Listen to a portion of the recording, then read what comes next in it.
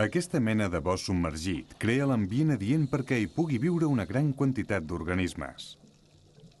Una observació detallada mostra que hi ha abundància de cucs, entre els quals destaquen els anèl·lids, que són els que tenen el cos segmentat i dividit en anells o metàmers. En els mars i oceans, els anèl·lids més importants, tant pel nombre d'espècies com per la quantitat d'individus, són els coneguts com a poliquets. El seu nom s'explica perquè a cada anell del cos hi ha unes expansions laterals, els parapodis, en els quals hi ha una mena de pèls curts anomenats setes o quetes. En el cas del cuc de foc, les quetes estan plenes de verí. És un mecanisme de defensa molt eficaç per evitar atacs de depredadors. Però, sobretot, els parapodis intervenen en els mecanismes de desplaçament. També sobre cada parapodi es veuen uns fils de color vermellós. Són les brànquies, les quals poden emprar per respirar.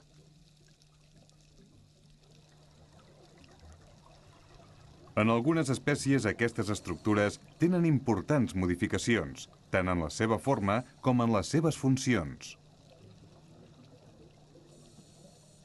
En els primers anells del cos, davant de la boca, és on hi ha els òrgans dels sentits. En el segment bucal, a més de la boca, hi ha les estructures que permeten capturar el menjar. En les espècies que es mouen pel fons, els altres anells del cos són pràcticament iguals, mentre que en les espècies que són immòbils hi poden haver diferències importants. Això fa que aquests organismes tinguin una notable diversificació de formes i mides.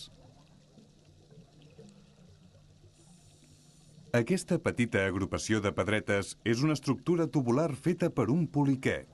L'animal és el seu interior i tan sols se'n pot veure un grup de filaments molt llargs i prims que surten per un extrem del tub.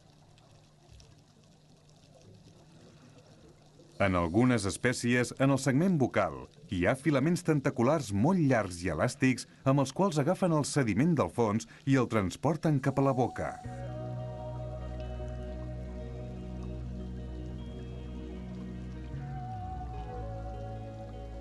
Altres poliquets viuen units al fons o a les pedres. Després d'un període de vida lliure, les larves d'algunes espècies es fixen al substrat i segreguen tubs calcificats dins dels quals viuran per sempre. Les espècies que fan aquest tipus de vida sedentària tenen les brànquies modificades. En aquests casos, les brànquies dels primers segments presenten un notable desenvolupament. Això permet que les puguin treure a l'exterior del tub i que formin unes delicades estructures similars a plomalls.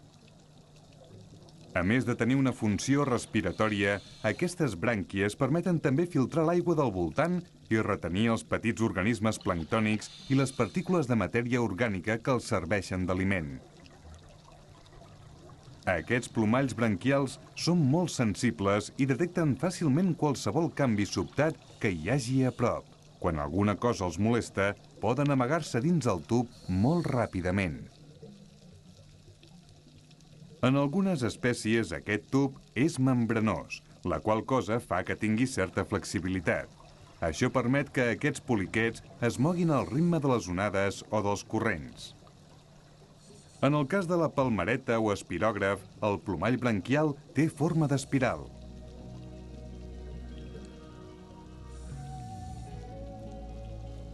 En els fons tous, enfonsats a la sorra, al fang del fons o bé en els espais que queden entre els grans de sorra, també hi viuen molts poliquets.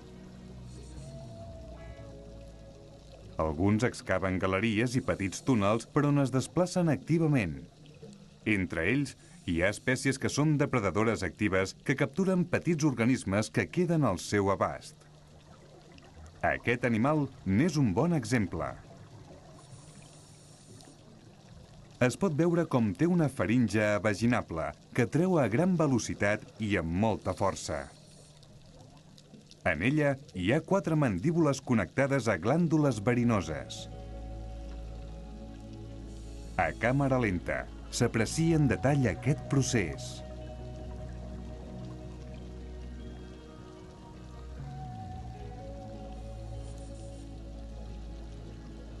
Al llarg del cos cilíndric de l'animal es troben el vas sanguini dorsal i als costats les dues fileres de parapodis amb les corresponents quetes.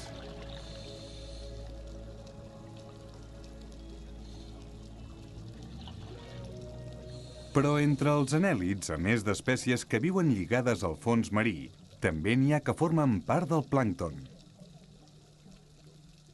Per lluitar contra la gravetat, aquests animals han d'adoptar diferents estratègies. En el cas dels tomòpters, tenen una forma molt aplanada a causa de les expansions laminars que hi ha en els parapodis, les quals incrementen la seva superfície i, per tant, la resistència a la gravetat, tot evitant que caiguin cap al fons. Aquests poliquets planctònics són depredadors d'organismes més petits i, al mateix temps, formen part de la dieta d'altres organismes, sobretot de peixos.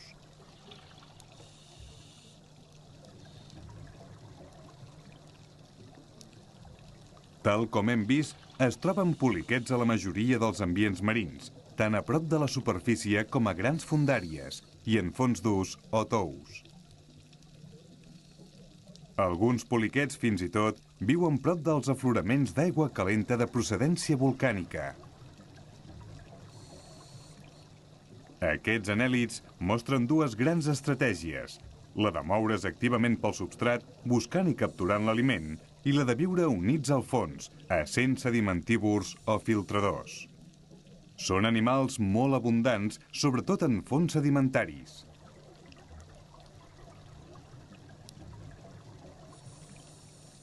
A causa d'aquest fet i del tipus d'alimentació, els poliquets tenen una gran importància ecològica, sobretot perquè reciclen part de la matèria orgànica que arriba al fons i que està en procés de descomposició, ja que moltes espècies s'alimenten d'ella. Alhora, ells també són capturats per altres animals, tant invertebrats com peixos.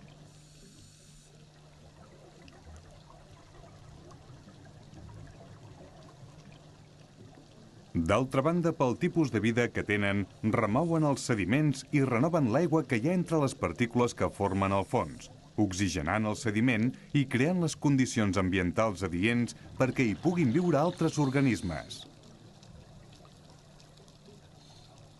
Algunes espècies, fins i tot, poden proliferar en sediments que tenen un grau elevat de substàncies contaminants, en unes condicions ambientals en les quals els altres organismes no podrien sobreviure. Si en un fons marí hi ha una presència majoritària d'alguna d'aquestes espècies, significa que pot tenir un determinat grau de contaminació. Per aquest motiu, es considera que algunes espècies de poliquets són indicadors de contaminació marina. Tot això posa de manifest l'important paper ecològic que tenen els anèl·lids poliquets en el medi marí.